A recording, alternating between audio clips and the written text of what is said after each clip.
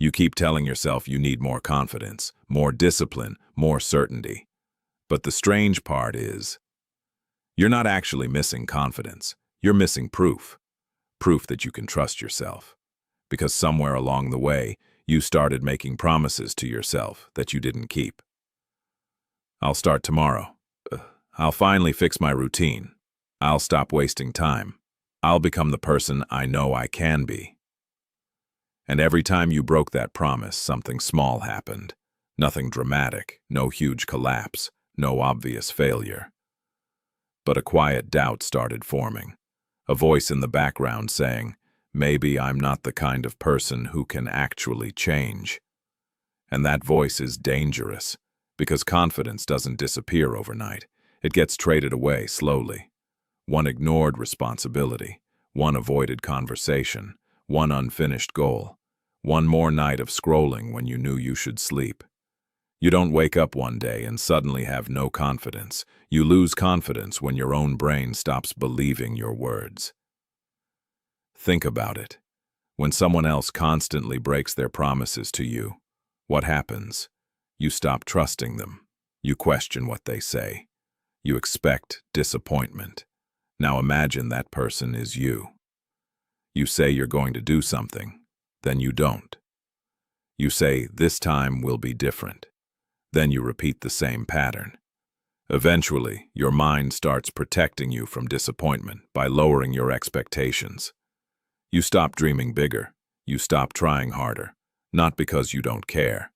Because caring starts feeling dangerous. Because wanting something means risking the feeling of failing again. And this is where many people misunderstand confidence. They think confident people are people who never doubt themselves. They imagine someone walking into a room with perfect posture, perfect words, perfect certainty. But that's not confidence. That's performance. Real confidence is much quieter. It's the feeling of, I don't know exactly how this will go, but I trust myself enough to handle it. That difference changes everything. Because the person with real confidence isn't someone who has eliminated fear. They're someone who stopped letting fear make every decision. But here's where things get uncomfortable. A lot of people are waiting to feel confident before they take action. They think confidence comes first. It doesn't. Confidence is usually the result. The evidence comes before the belief.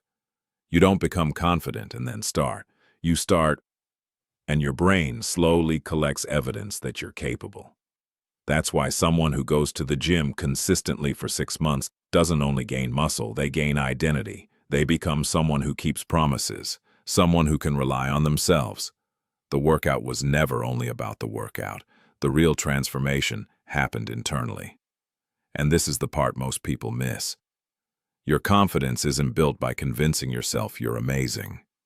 It's built by becoming someone you respect, someone who does what they said they would do, someone who faces uncomfortable moments instead of escaping them, someone who can sit with difficulty without immediately reaching for distraction.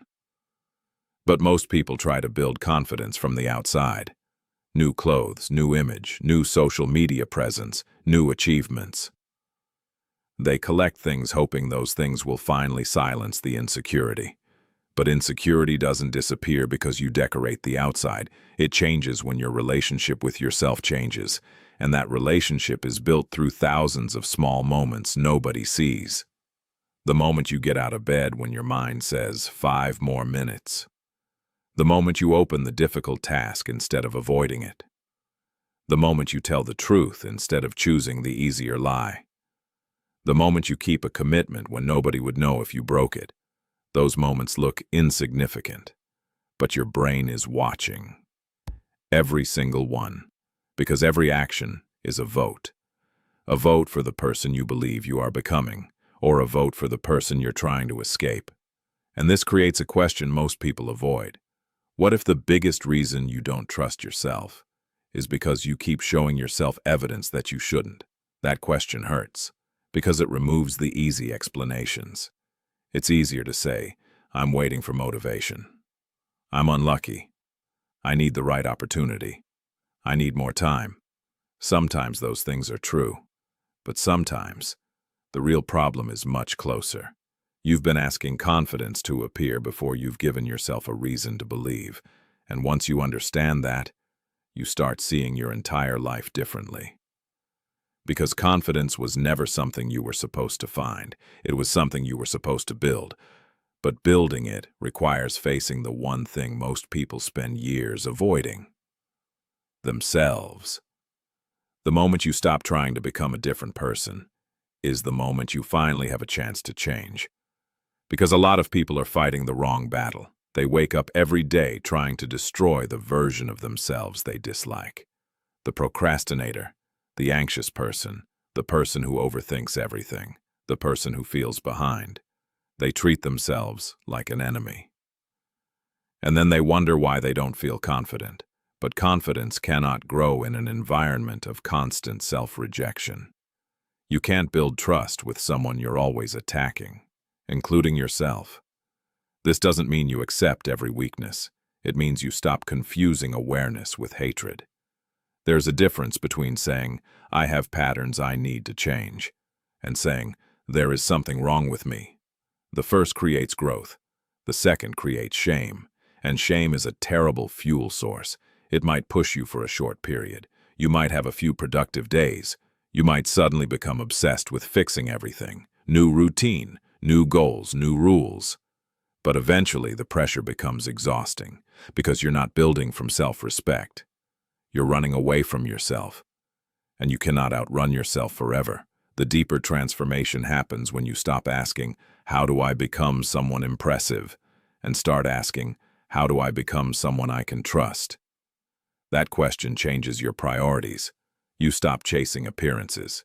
You start building character. You stop looking for shortcuts. You start respecting the process. You stop needing everyone to notice. You start caring about whether you respect yourself when nobody is watching.